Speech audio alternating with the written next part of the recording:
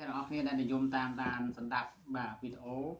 bàn đầu sản đạp một tesana video nó không chỉ là khai technology và chỉ tì group nâng chỉ tì độ an và cũng là ở khi sai cái máy một can channel khai technology và channel khai technology bằng cả video là nằm bay chạy lên nơi chấm này đắng có đôi chỉ phổ biến để tôn rằng rộng dân ở phòng đài ở trong lúc có miền technique trong ca cho chữ dân ở phòng đài vàสำหรับท่านนี้คือขยมบานดังเมียนวิดีโอมวยจองใจดำเลยในออกนี่ได้เจวิดีโอดำเมียนท่าประโยชน์บานดำเมียนท่าประโยชน์บานยังสังคมท่าวิดีโอนี่คือประกอบจะมีท่าประโยชน์ดอลลาร์มัดเพจออกนี่จีวิเศษคือเฟรนด์ออกนี่ได้ในยมโจจัดตามด้านนั้นสำหรับบาจีวิเศษคือวิดีโอในขนมจะในราคาเทคโนโลยีบาวิดีโอนี่คือขยมหนึ่งเชื่อเยี่ยมทั่วอย่างน่าเอาวิดีโอนี่เราออกภาษาได้ในออกนี่จองบาน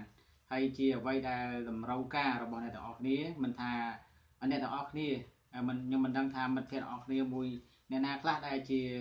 chỉ chiên rụp dun chỉ chiên chuột rụp dun rồi còn pra rụp dun rồi ấy thế cái trong ca bằng ca bà cô làm non này ca bằng ca video bọc nhom ngày ní cứ là đầm bấy bà trai đầm lên nó chừng này đăng là quay đẹp nhom miến bà chia dân phuอย่างน่าเอาđo chừng này đăngเอาchừng này đọc ní bà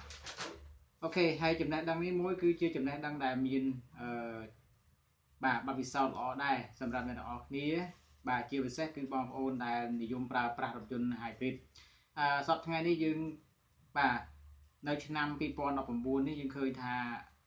บ่าในขนมประเดี๋ยวจีนจากกัมพูชีอัตราในเนี้ยบ่าปราบรถยนต์จราจรเหมือนเต้ให้ขนมนู้รถยนต์ไฮบริดบ่าประเภทโตโยต้าก็คือในชิ้นโมกีผ่องได้ให้ก็มีลึกสีผ่องได้ก็มันแต่ไว้ได้ในนิยมปราบนั่นคือประเภทโตโยต้าปรีบ่าโตโยต้าปรีบ่าไฮบริดบ่าไฮบริดนี่คือเปียกกระดาษโคนกัดบ่าเปียกกระดาษโคนกัดไอทำมาซินฟอกดังปรากุยทำกุลกุยพองบ่าได้กุยนี่วิจุยยืงบ่าดำคือทาจุยกัดบรรทอยในการจำนายบ่ายืงพองได้คือทาไอโก้mà cứ chui cắt một thôi là cả chấm nái đôi xa tay nấu pe đài dương ba bon nó không là bươn khả năng pe là bươn nam muối thì họ thà là bươn sai sắp km đưa còn là bươn và dư đến cứ miền tham một là cối bà chỉ nè pra tham phố làm bay tàu ốc tiền còng bà làm bay một là còng đôi chứ nè cứ vì cắt một thôi nông cả pra sáng để cắt đạch pi mà sinh còn mọi chạy bà ok ប៉ុន្តែនៅក្នុងគណៈពេលមួយក៏ម៉ាស៊ីនត្រូវការតែចាំបាច់ទៅប្រើទាំងពីរដែរគឺទាំងម៉ាស៊ីនទាំងប្រព័ន្ធអាគុយបាទដើម្បីតម្រូវការបំពេញតម្រូវការរបស់យើងដែលជាអ្នកប្រើប្រាស់បាទជាក់ស្ដែងលោកអ្នកដែលប្រើប្រាស់រថយន្ត hybrid បាទសពថ្ងៃនៅក្នុងបរិយាជាអ្នកសពថ្ងៃនេះគឺភាគច្រើនគឺជួបផ្ទះតែបញ្ហាបាទបញ្ហាធំដែលលោកអ្នកបាទជួបប្រទេសនោះគឺទី1ដែលឧរតមនោះគឺទី1តកតទៅនឹងប្រព័ន្ធ ABS បាទ ABS នេះគឺធប់ធ្វើទុកតកតទៅនឹង actuator បាទដុំប្រាំងគេហៅថាដុំ ABS ហ្នឹងបាទហើយតកតទៅនឹងបញ្ហាដែលបាទអ្នកទាំងអស់គ្នាគឺក៏អ្នកដែលប្រើប្រាស់រថយន្ត hybrid ហ្នឹងដែលឧរតមដែរហ្នឹងគឺតកតទៅនឹងប្រព័ន្ធបាទបូមទឹកអគ្គិសនីបាទដែលបូមទឹកអគ្គិសនីនេះវាមានតួនាទីសម្រាប់បូមបាទជួយបញ្ចុះកម្ដៅបាទឬក៏ហៅថាស្អំបាទស្អំប្រព័ន្ធ hybrid ហ្នឹងអញ្ចឹងនៅពេលដែល motor បូមទឹកនេះខូចឬក៏មានបញ្ហាអត់ដើរអាអួលអញ្ចឹងធ្វើឲ្យម៉ាស៊ីនត្រជាក់របស់រថយន្តរបស់លោកអ្នកហ្នឹងគឺមានបញ្ហាអត់ត្រជាក់តែម្ដងពេលខ្លះគឺរហូតដល់ធ្វើឲ្យរថយន្តហ្នឹងមិនអាចទៅមុខរួចដោយសារតែមានការកាត់ផ្ដាច់បាទនៅក្នុង circuit នៅក្នុងប្រព័ន្ធបូមទឹកហ្នឹងឬក៏ circuit ដែលតទៅនឹងការបញ្ឆេះម៉ាស៊ីននឹងឯងបាទហើយបញ្ហាទី3ដែលលោកអ្នកជួបប្រទះខ្លាំងជាងគេនោះគឺបញ្ហាគុយ hybrid នេះឯងបាទដែលគុយ hybrid នេះគឺបាទវាមានការឧបត្ថម្ភយ៉ាងខ្លាំងដោយសារតែវាមានការខូចខាតយ៉ាងច្រើនទៅលើប្រព័ន្ធអាគុយនេះបាទដូច្នេះបានជានៅក្នុងថ្ងៃនេះខ្ញុំនឹងលើកយកវីដេអូមួយចែករំលែកដល់អ្នកនរគ្នាទុកគ្រាន់ជាចំណេះដឹងបាទនឹងជាមេរៀនមួយដ៏ល្អសម្រាប់អ្នកនរគ្នាក្នុងការបាទក្នុងការទៅទិញhybrid បាទក្នុងការទៅទិញអាគុយបាទអាគុយ hybrid យកមកធ្វើការដោះដូរបាទនៅពេលដែលអាគុយរថយន្ត hybrid របស់លោកអ្នកហ្នឹងមានការខូចខាតបាទអូខេអញ្ចឹងសូមជម្រាបថាអាគុយ hybrid នេះគឺអាយុកាលរបស់វាមានពីចាប់ពី10ឆ្នាំឡើងឬក៏អាចថាលើសតិចតួចបាទ10ឆ្នាំឡើងឬអាចក្រោម10ឆ្នាំវាអាស្រ័យទៅលើអាយុកាលនៃការប្រើរថយន្តអញ្ចឹងដូច្នេះ នៅប្រទេសកម្ពុជាយើងបច្ចុប្បន្ននេះគឺទីផ្សាររថយន្តគឺភាគច្រើនបងប្អូនទិញរថយន្តគឺភាគច្រើនទិញរថយន្តមួយទឹកគេមកប្រើប្រាស់អញ្ចឹងរថយន្តមួយទឹកខ្លះវាដល់ពេលដែលវាត្រូវខូចជាក់ស្ដែងដូចជា Toyota Prius ឆ្នាំ2004 2010 2006អញ្ចឹងទៅបាទ2000អីហ្នឹងគឺវាត្រូវដល់ពេលអាយុដែលខូចហើយអញ្ចឹងគិតពីអាយុកាលរបស់អាគុយ Hybrid នេះគឺគិតពីអាយុកាលរបស់អាគុយ Hybrid នេះបាទវាមានរយៈពេលតែ10ឆ្នាំទេឬអាចលើនឹងទីទួយឬក៏អាចក្រោមនឹងទីទួយវាអាស្រ័យទៅលើការប្រើប្រាស់ផងដែរបាទអញ្ចឹងអ្វីដែលឈឺក្បាលជាងគេនោះគឺបាទខូចអាគុយ Hybrid នេះបាទអញ្ចឹងអ្វីដែលខ្ញុំសង្ខេបឲ្យលោកអ្នកហ្នឹងគឺមាន3ដែលលោកអ្នកប្រើប្រាស់ហ្នឹងគឺតែមានបញ្ហាជួបមុខទៅគេទី1អាគុយ Hybrid នេះទី2តកតនប្រព័ន្ធ ABS ទី3គឺតកតនទៅនឹងបាទ motor បូមទឹកបាទក៏ប៉ុន្តែមិនថ្មីទេនៅក្នុងប្រទេសកម្ពុជាសប្តាហ៍ថ្ងៃនេះគឺយើងឃើញថាមានគ្រឿងមួយទឹកច្រើនណាស់បាទដែលនាំចូលមកពីច្រើនគឺកាត់សាច់ពីឡានខូចខាតឬក៏កាត់សាច់ពីមួយទឹកខាងក្រៅដែលសម្រាប់លុបបាទក៏ប៉ុន្តែមានពេលខ្លះបងប្អូនថាអីចុះខ្ញុំទៅទិញបាទក្នុងការទៅទិញយកមកដូរហ្នឹងគឺទៅទិញមិនបាទខ្ញុំអត់ចេះទិញផងបាទចឹងថ្ងៃនេះកុំភ័យខ្ញុំនឹងបង្ហាញនៅវិធីប្រើប្រាស់បាទនៅក្នុងការមើលនៅផ្លាកអាគុយនេះបាទហើយនេះគឺជាផ្លាកអាគុយមួយ cell បាទផ្លាកអាគុយមួយបន្ទះគេហៅថា battery pack បាទដូចនៅដៃខ្ញុំកាន់នេះគេហៅថា battery pack បាទហើយនេះគឺជាប្រភេទអាគុយបាទអាគុយhybrid ដែលនេះគឺមួយបន្ទះទេអញ្ចឹងនេះគឺពាក់កណ្ដាល cell ទេមួយ cell គឺគេហៅថាមួយ block គឺមាន2បន្ទះនេះក៏ប៉ុន្តែដោយឡែកដែលខ្ញុំលើកយកមកបង្ហាញដល់អ្នកគ្នាថ្ងៃនេះគឺមានតែមួយបន្ទះទេបាទមួយបន្ទះឬគេហៅថា battery pack បាទភាសាអង់គ្លេសគេហៅថា battery pack បាទថាបាទជាបន្ទះនឹងឯង pack ហ្នឹងគឺប្រែថាបន្ទះនឹងឯងអ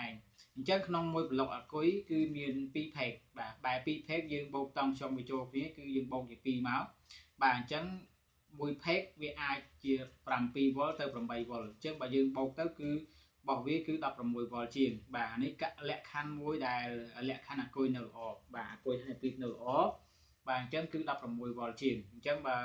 លោកអ្នកបូកទៅ2 pack នេះគឺវាមាន16 Vអញ្ចឹងមួយ pack វាស្មើនឹងបាទ7 V បាទទៅ8 Vបាទអញ្ចឹងនៅពេលដែល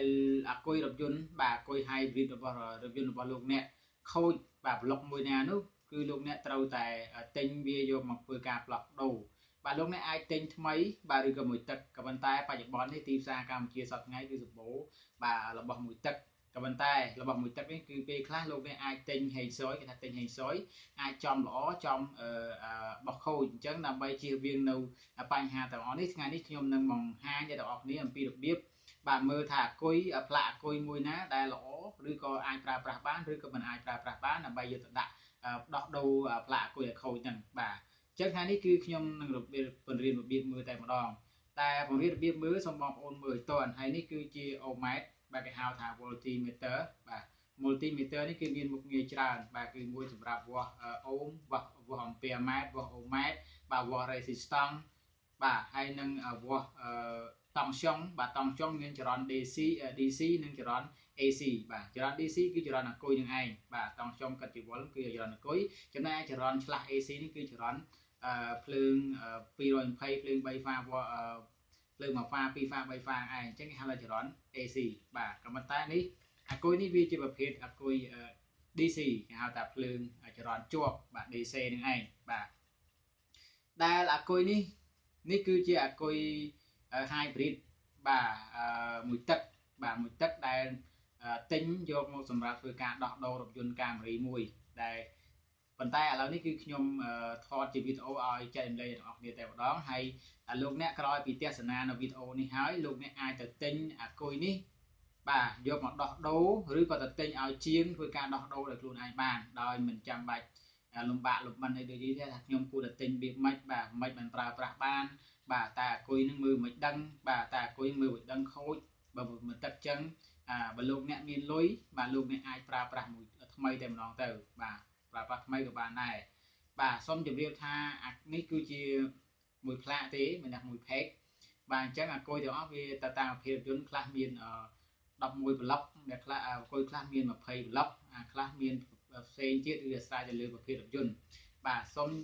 ជម្រាបថានេះគឺជាមួយផ្លាកទេមួយ pack ហើយក្នុងមួយប្លុកគឺមាន2ផ្លាកបាទអូខេអញ្ចឹងឥឡូវនេះខ្ញុំបង្ហាញពីរបៀបវាស់ដោយសារតែខ្ញុំនិយាយច្រើនពេកហើយអញ្ចឹងខ្ញុំនឹងបង្ហាញពីរបៀបវាស់ចែកជូនដល់លោកអ្នកទាំងអស់គ្នាតែម្ដង បាទអញ្ចឹងខ្ញុំសូមវាស់មួយផ្លាកតាមមួយផ្លាកនេះមានតង់ខ្ញុំប្រមាណហើយតើអាចយកទៅប្រើប្រាស់បានដែរឬអត់បាទដោយសារតែរបស់នេះរបស់មួយទឹកដូច្នេះខ្ញុំនឹងបង្ហាញអ្នកនរគ្នាឲ្យដឹងតែម្ដងតើ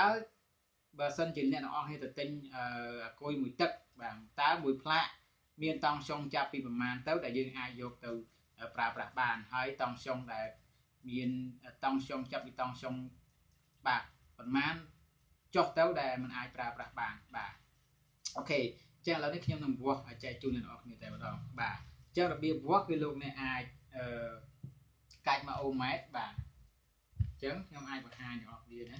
ចឹងកាច់មកអូម៉ែត្របាទបន្ទាប់មកគឺថាបាទកាច់មកអូម៉ែត្របន្ទាប់មកនេះគឺចរន្តAC នេះគឺបាទ DC បាទនេះគឺ DC ចឹងនេះបាទនេះគឺ DC បាទអូខេចឹងនេះគឺ AC នេះគឺ DC អញ្ចឹងយើងកាច់ចឹងមកបាទនេះគឺជាបាទអូម៉ែត្របាទសម្រាប់ធ្វើការវាស់ដែលនេះគឺពោបោកពោដកអញ្ចឹងលោកអ្នកអាចវាស់ខាងណាក៏បានដែរបាទវាស់ខាងណាក៏បានដែរឲ្យតែយើងដាក់មកនេះហើយគឺនេះពោលដែលយើងត្រូវវាស់បាទនេះពោលដែលយើងត្រូវវាស់1 2នេះអញ្ចឹង1 2នេះអញ្ចឹងលោកអ្នកយកអូម៉ែត្របាទចុងអូម៉ែត្រសងខាងយកទៅចាក់មកបាទឥឡូវយើងចាក់មើលតើមានតង់ខ្ញុំប្រមាណអូខេខ្ញុំនឹងធ្វើការវាស់បាទឥឡូវខ្ញុំចាក់ពោនេះមួយបាទហើយមួយទៀតខ្ញុំចាក់នេះមួយខ្ញុំលើកឲ្យអ្នកនរគ្នាមើលបាទតើមានតង់ខ្ញុំប្រមាណបាទអញ្ចឹងនេះគឺជាតង់ខ្ញុំបាទនេះគឺជាតង់ខ្ញុំបាទដែលខ្ញុំធ្វើការលើកឲ្យអ្នកនរគ្នាមើលនេះ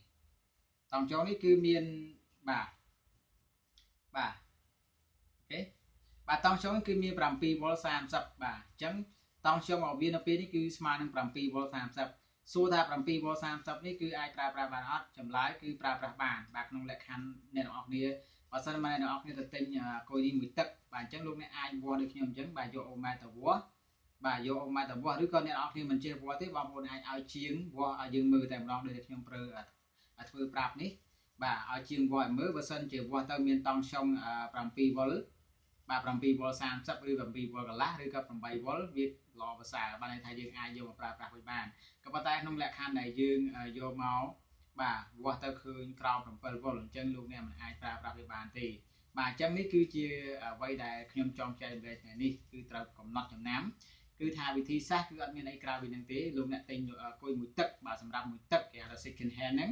គឺវិធីសាស្ត្រល្អគឺសម្រាប់គឺយើងត្រូវវាស់បើយើងមិនចេះវាស់ខ្លួនឯងយើងឲ្យជាងវាស់ឲ្យប្រាប់តម្លៃយើងណាអញ្ចឹងនៅពេលដែលយើងវាស់មកឃើញតម្លៃតង់ខ្ញុំបែបនេះដោយតម្លៃដែលខ្ញុំបង្ហាញក្នុងរូបនេះគឺមាន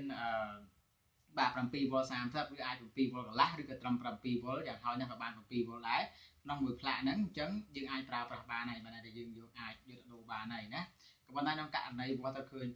បាទក្រោម7វ៉ុល6វ៉ុលជាង6វ៉ុលបាទ5វ៉ុលគឺលោកអ្នកមិនអាចយកទៅប្រើប្រាស់បានទេបើថាគួយវាអន់វាខ្សោយវាខ្សោយវាខូចហើយ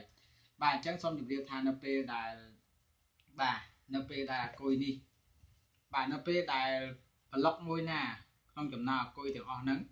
បាទក្នុងចំណោមប្លុកអាគុយទាំងអស់ហ្នឹងវាខូចបាទប្លុកមួយមានប្លុកមួយខូចឧទាហរណ៍ថា16ប្លុកអញ្ចឹងមានប្លុកទី6ខូចអញ្ចឹងធ្វើឲ្យទាញប្លុកផ្សេងៗហ្នឹងឲ្យចុកខ្សោយបាទសូមជម្រាបថាហេតុអីបានជាយើងដឹងថាគុយខូចមិនខូចគឺយើងមើលទៅលើចំពោះ Toyota Hybrid បាទឬក៏ Proof ឬក៏ Camry បាទគឺយើងមើលទៅលើភ្លើង check engine warning light VSC track ហើយមួយទៀតគឺ message នៅលើតាប្លូតែម្ដងបាទតើតើនឹងវាប្រាប់ថា hybrid system បាទ check hybrid system នឹងឯងអញ្ចឹងមានន័យថាប្រព័ន្ធ hybrid យើងមានបញ្ហាឬមួយក៏លោកអ្នកអាចចង់ឲ្យច្បាស់លោកអ្នកអាចយក scan tool ឬក៏ GTS ឬក៏ IT2 ទៅ check មើលអេកូហ្នឹងតើវាមានបញ្ហាតើតើនៅអ្វីលើប្រព័ន្ធ hybrid អញ្ចឹងបើសិនជាលោកអ្នកឆែកមើលទៅឃើញលេខកូដដែលតេតងប្រព័ន្ធ hybrid គេដាក់ថា replace battery pack នោះមានន័យថាប្រព័ន្ធ hybrid យើងមានបញ្ហាគឺតេតងនឹងអាគុយនេះឯងបាទហើយលេខកូដនោះខ្ញុំបានធ្វើវីដេអូកន្លងមកហើយលោកអ្នកអាចយកទៅមើលវីដេអូមុនទៅណាបាទហើយសូមជម្រាបថាបើលោកអ្នកបាទចង់ឲ្យមានបញ្ហាលោកអ្នកអាចដូរអាគុយទាំងមូលតែម្ដងបាទគឺដូរទាំងមូលបាទន័យថាទាំងមូលមិនមែនមកផ្លាកទេគឺមិនមែនមកប្រទេសមិនមកភេទទេគឺដូរទាំងមូលតែម្ដងបាទហើយបើសិនបើលោកអ្នកមិនសូវជាមានលុយមានកាក់អីទេបាទលោកអ្នកអាចទិញថ្មីបាទ ក៏បានឬក៏លោកអ្នកអាចទិញមួយទឹកក៏បានដែរបាទយកមកដូរវាមកប្លុកមកបាទហើយយើងក្រោយពីយើងដូរហើយយើងធ្វើការផ្លាស់ដូរវាទីថាខូចប្លុកទី6យើងក៏ដាក់ប្លុកទី1យើងដាក់ប្លុកផ្សេងបាទដើម្បីយើងងាយស្រួលក្នុងការតាមដានវាទៀតតាមមើលប្លុកណាផ្សេងទៀតវាខូចបាទចឹងសម្រាប់វីដេអូថ្ងៃនេះគឺដើម្បីដែលខ្ញុំចង់ចែករំលែកដល់អ្នកគ្នាគឺមានតែប៉ុណ្្នឹងទេបាទហើយខ្ញុំសង្ឃឹមថាវីដេអូនេះគឺនឹងមានអត្ថប្រយោជន៍សម្រាប់អ្នកទាំងអស់គ្នាជាពិសេសអ្នកទាំងអស់គ្នាដែលចូលចិត្តតាមដានទស្សនាវីដេអូនៅក្នុង channel របស់ខ្ញុំបាទហើយខ្ញុំជាយើងធ្វើយ៉ាងណាគឺនឹងរកវីដេអូដែលតាក់ទងចំណេះដឹងចែករំលែកអ្នកទាំងអស់គ្នាបានច្រើនបាទសូមអរគុណទាំងអស់គ្នាផងដែរចំពោះការតាមដានទស្សនារបស់មិត្តភ័ក្តិរបស់គ្នាហើយក៏សូមខន្តីអធិស្ឋានផងដែរបើសិនបើខ្ញុំបានធ្វើការអធិប្បាយឬការបង្ហាញដល់អ្នកគ្នាបាទខ្វះខាតមានចន្លោះខ្វះខាតខុសឆ្គងកន្លែងណាមួយពាក្យច្រំដែលការនិយាយស្ដីច្រំដែលហ្នឹងសូមមេត្តាខន្តីអភ័យទោសពីសំណាក់ខ្ញុំបាទផងពីព្រោះខ្ញុំធ្វើវីដេអូនេះគឺអត់មានការព្រៀងទុកជាមុនទេគឺខ្ញុំនឹកឃើញភ្លាមចូលទៀនតែម្ដងចុងក្រោយបាទខ្ញុំក៏សូមថ្លែងអំណរគុណដល់មិត្តភ័ក្តិទាំងអស់គ្នាសាច់ថ្មីមកទៀតហើយជាពិសេសគឺមិត្តភ័ក្តិទាំងអស់គ្នាដែលគិតថាវីដេអូនេះល្អសូមបងប្អូនជួយចែករំលែកនៅវីដេអូនេះបានច្រើនដើម្បីជាចំណេះដឹងមួយសម្រាប់មនុស្សទូទៅផងដែរហើយសូមកុំភ្លេចអ្នកដែលអត់ទាន់បានជួយចុច Subscribe សូមចុច Subscribe Channel អ្នកមួយហើយជាពិសេសគឺជួយ Like ជួយ Share នៅវីដេអូនេះបានច្រើនផងដែរបាទហើយបើសិនជាមានបញ្ហាអ្វីចម្ងល់អ្វីគឺសូមមេត្តា comment វីដេអូនៅខាងក្រោមវីដេអូបាទយើងខ្ញុំនឹងធ្វើការ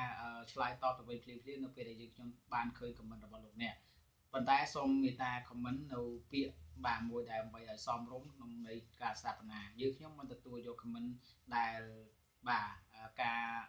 ឌឺដងឬក៏ហៅថាការបញ្ចែកបញ្ចើទេបាទយើងខ្ញុំមិន approve ឲ្យទេគឺយើងខ្ញុំ approve តែ comment ណាដែលក្នុងនាមស្ថាបនាហើយនៅក្នុងនាមចំណេះដឹងទៅវិញទៅមកតែប៉ុណ្ណោះបាទសូមអរគុណច្រើនចំពោះមិត្តភ័ក្តិទាំងអស់គ្នាជាចុងក្រោយខ្ញុំបាទក៏សូមគោរពជូនពរជូនជ័យសិរីសួស្តីបាទជ័យមង្គលសូមឲ្យមិត្តភ័ក្តិទាំងអស់គ្នាជួបប្រទះតែបាទមានសេចក្តីសុខក្តីចម្រើនមានសុខភាពល្អទទួលទានមានបានហើយជាពិសេសគឺមានសុខភាពល្អផងដែរបាទកាលណាមានសុខភាពល្អគឺមានអ្វីៗទាំងអស់នៅក្នុងគ្រួសារបាទគណៈពេលនេះខ្ញុំបាទសូមជម្រាបលាសូមអរគុណសូមកុំភ្លេចជួយចុច Subscribe